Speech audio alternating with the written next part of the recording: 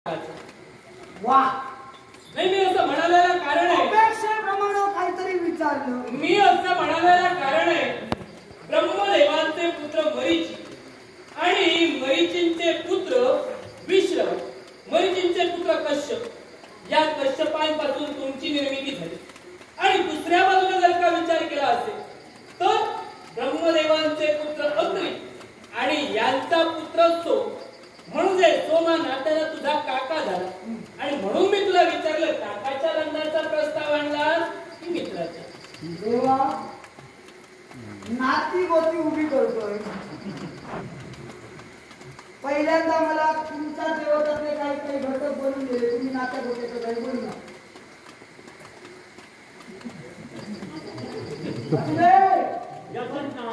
देवा, मी काकासाठी आलो की मित्रासाठी आलो? मी आलोय तो मित्रासाठी आलो. कारण काकाचं लग्न जुळविणं हे पुतण्याला काही गरज नाही, काका आपलं पाहून येऊ शकला असता. पण काकाच्या नात्यापेक्षा, रक्तांच्या नात्यापेक्षा मानलेली नाती सर्वश्रेष्ठ असतात, असं तुम्ही देवाला सांगता. अगदी सत्य. मग मित्रत्वाचा हात हाती दिल्यानंतर त्या मित्रप्रेमासाठी झटणं, त्यासाठी नात्यागोत्याचा विचारच करायला हवा का? मित्रत्वासाठी झटण्यासाठी देवतांवर स्वारी केली. पण ज्या राजकर्त्याने स्वतःची कन्या राजा सोमेश्वराला देण्यासाठी धडधडीत नकार दिला, मग जर का बापांचाच नकार असेल तर तू आणि मी झटून उपयोग का? देवा, नकार असण्याबद्दल माझा दुर्मत नाही. आधी प्रेम झालं म्हणून ती धडपड चालू आहे. मग प्रेम झाल्यानंतर नकार येतो, मग कारण कळायला हवं. आणि ते कारण कळल्याशिवाय या विश्वात सोमेश्वर दुसऱ्या लग्नाचा विचार करू शकणार नाही. मग गुणेश्वर कारण काय असेल हे राजकर्ते राजा निर्माल्यांच्या नावावर असेल. सांगतोय ना, राजा निर्माल्यांचा सोडण्याची गरज नाही, त्यांच्याकडे त्यांनी आणून ठेवलेले आहे. तेव्हा बोलवा, राजा निर्माल्यांना समोर आणा, पद्मावतीला समोर घ्या, माझ्या समोर कारण करून द्या, मी तू निमूटपणे राहील. हे गुणेश्वर, राजा निर्माल्य आणि पद्मावती देवतांचे आश्रित आहे आणि तू म्हणतोयस की तुला कारण हवं आणि ते कारण तुला आम्ही स्पष्ट करून द्यावं. मग मी तुला तर असं म्हणेन, तुझा मित्र म्हणजे राजा सोमेश्वर हा आयत्या पिठावर रेगोटे ओढणार आहे. आणि म्हणून कदाचित म्हणून राजा निर्माल्यांनी आपली कन्या देण्यासाठी नकार. स्पष्ट करून सांग. एकच आईच्या पिठावर बोललास, हा, मानवाला मानवाची मुक्ती देतोय. सांग. याला कारण आहे, ज्या ठिकाणी राजकर्त्यानं म्हणजे सोमेश्वरानं हस्तिनापूर निर्माण केलं, हे हस्तिनापूर निर्माण करताना या बोलत बरीच युग बोलत त्या ठिकाणी अविनाश नावाचं राज्य होतं. ओंकार नावाचा राजकर्ता राज्य करत होता. सत्यवती नावाची त्याची पत्नी होती. 24 पुत्र होते. 18 आणि 7 बंगले गेले. त्यात वाद झाला. कौटुंबिक वादामुळे राज्याचा विनाश झाला आणि देह लुप्त या भूमीत झालं. त्या धनापासून तुझ्या मित्रानं हस्तिनापूर निर्माण केलं. नक्की खरं पुढे. मग म्हणूनच मी म्हणतोय, ज्या राजकर्त्याच्या ओंकारनं जो धनसंचय केला होता त्या धनसंचयावर त्यानं राज्य निर्माण केलं, म्हणून कदाचित त्यांना द्यायची नसेल.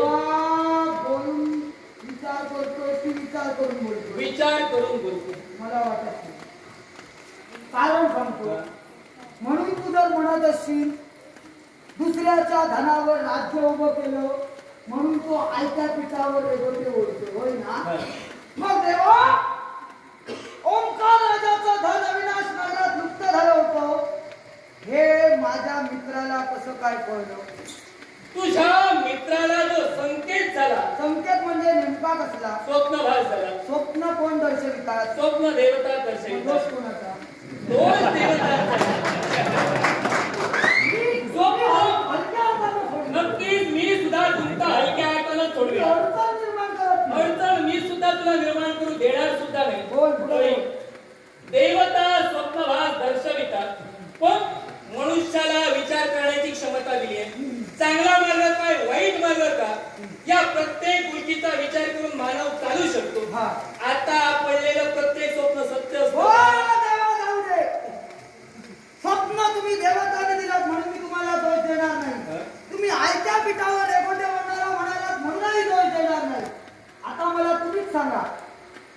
मित्रांना ते धन मिळवून कुणाचं वाईट केलं? कुणाचंच नाही. मग त्याचं वाईट तुम्ही का? स्वतःचं तर बरं केलं. स्वतःचं एकट्याचं बरं केलं की आणि कुणाचं केलं? सुरुवात आपल्यापासून या जनतेची केली. आपल्यापासून केल्यानंतर पुढे काय केलं? राज्य निर्माण केलं. राज्य निर्माण करून काय केलं? राज्य निर्माण करून वस्ती निर्माण केली. वस्ती निर्माण करून काय केलं? अनेक मांडलिक राजकर्ते बनवले. मग मांडलिक राज्य नवीन असताना त्यांना कुणावर अत्याचार केला? कुणावरही नाही. मग त्याच्यावर अत्याचार का? कोण करतंय? तुम्ही देव करता. त्यानं पहिल्यांदा स्वतःचा विचार केला नाही. जे धन मिळालं त्या धनाच्या बळावर राज्य निर्माण केलं. राज्यात मनुष्य वस्ती येऊन आली. मनुष्य वस्तीला एकत्रित घेऊन त्या मनुष्याला केवळ न्यायदान करून त्यांचा शास्त्र बनवून त्यांच्या रक्षणासाठी आणि त्यांच्या संगोपनासाठी एक राजा म्हणून घडला. राजा म्हणून जीवन जगत असताना अनेकांचे गृहस्थाश्रम मार्गाला लावले. म्हणजे अनेकांची लग्न करून दिली, अनेकांचे संसार थाटून दिले, अनेकांना मुलाबाळ झाली. त्या मुलाबाळांचे संसार सुरू झाले, त्यांना नातवंड झाली. ती राजानं पाहिली. मग मला सांग, राजानं एवढं सगळं त्याच्या विश्वासाठी केलं, मग राजानं स्वतःच्या लग्नासाठी का झटलं? भुवनेश्वर, तू म्हणतोयस राज्य निर्माण केलं, गृहवस्ती निर्माण केली, त्यांची लग्न करून दिली, त्यांना पुत्र झाले, त्यांची लग्न केली, त्यांची नातवंड पाहिली. इतरांची लग्न करता करता एवढे दिवस तुझा मित्र होता कुठे? तुमच्यासारखं नाही. बघितली की तिच्यावर नजर टाकली. नक्की तुमच्या मोहीम रूपावर बोलले. भस्मासूर कुठे गेले? भस्मासूर तुमचा. तुम्हीच निर्माण करता, तुम्हीच वरदान देता आणि तुमच्याच मागे लागतो. मग हे येतात, मोहीम करून घेतात. तुम्ही तो मेल्यानंतर सुटका झाली हे विचार करणं सोडून या मोहिनीच्या मागे लागतात. ही मोहिनी तुम्हाला भुलवते आणि नंतर पुढे पुढे उत्पत्ती सुरू होते. उलटा प्रकार घडतो.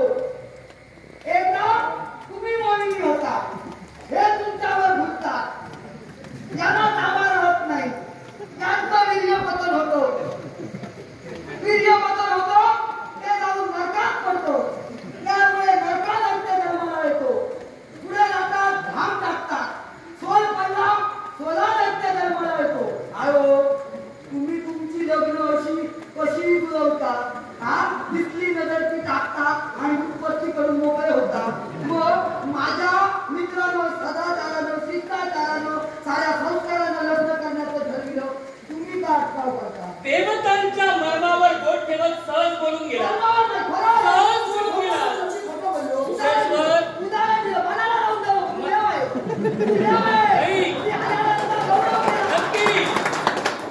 देव कोणती गोष्ट मनाला लावून घेणार नाही. तू बोलत राहा, आम्ही ऐकण्यासाठी सक्षम आहोत.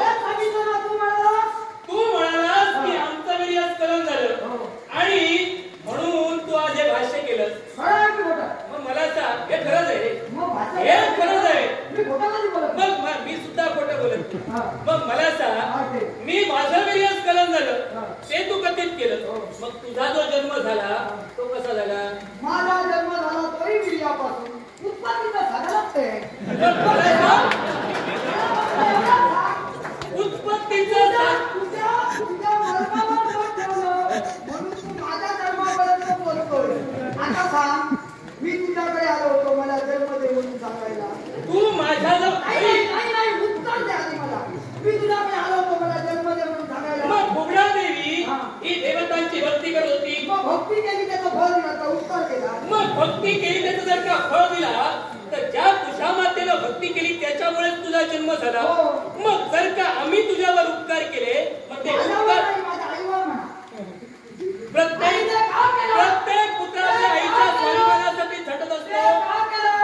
तर तुम्हाला या विश्वाची चिंता होती, होय ना? होय ना? प्रत्येक विश्वाची चिंता तुम्हाला होती तर विश्वाच्या कल्याणासाठी, कुशलिकाच्या उद्धारासाठी तुम्ही केवळ भुगडा देवीला विश्वांतरी संतती दिला. मग भुगडा देवीला संतती देऊन तुम्ही भुगडा देवीचं कल्याण केला की विश्वाचं कल्याण केला? मग ज्या ठिकाणी तू वास्तव्य करतोय त्या स्थळाचा मी कल्याण केलं, उत्कर्ष केला. नव्हे तर तुझ्या मातेनं जी भक्ती केली त्या भक्तीचा मी फळ सुद्धा दिलं. मग असं असताना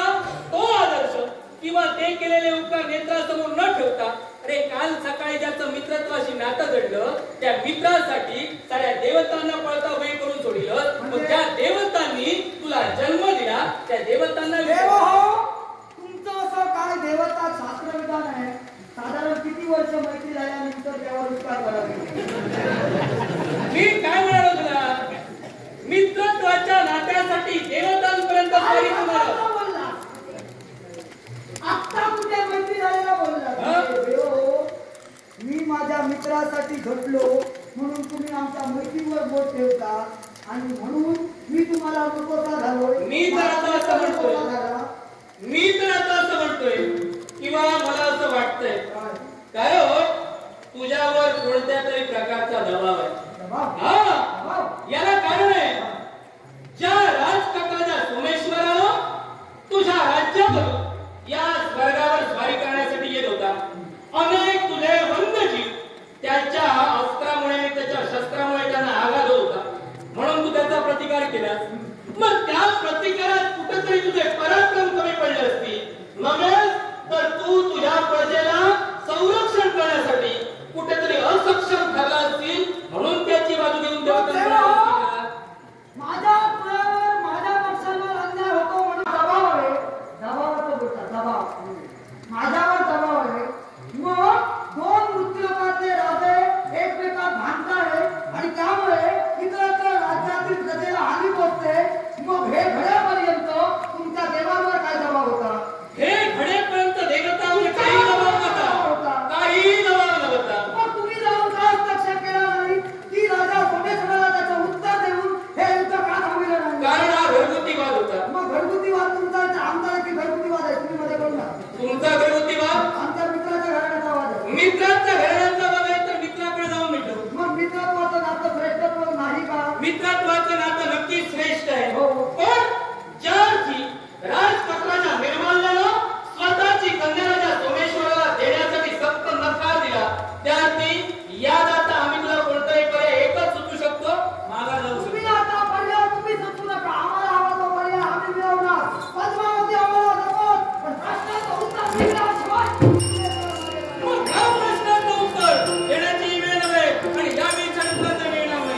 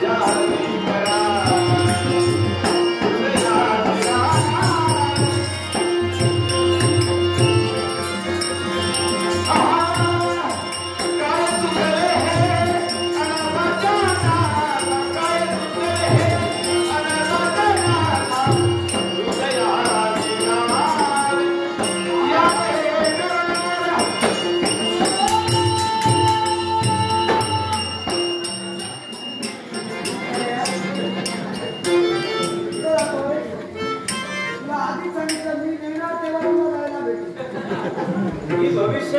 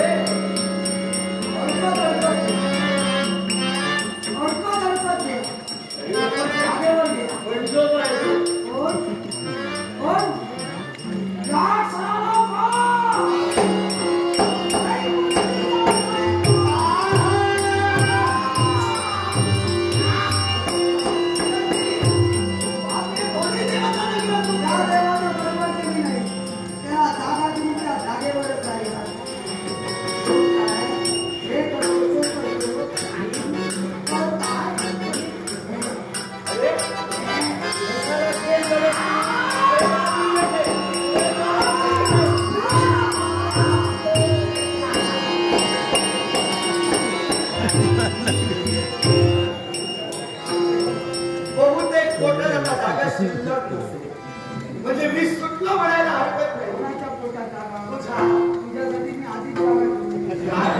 म्हणजे माझी वेगळी तयारी करून आलेला. तुझी वेगळी तयारी नाही. तू आधी मला वेगळी तयारी करून दिली. काय म्हणजे काय काय ठरवलंस का? एकच, तुला कुठेतरी जागेवर अडकवलं पाहिजे. त्याशिवाय शांत होणार नाही.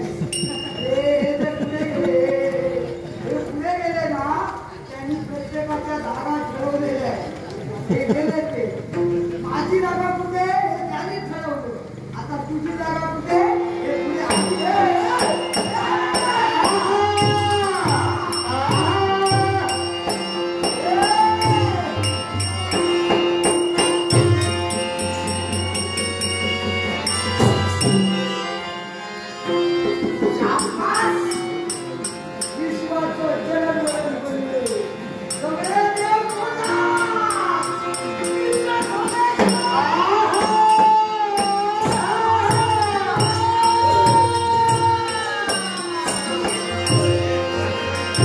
बाहुली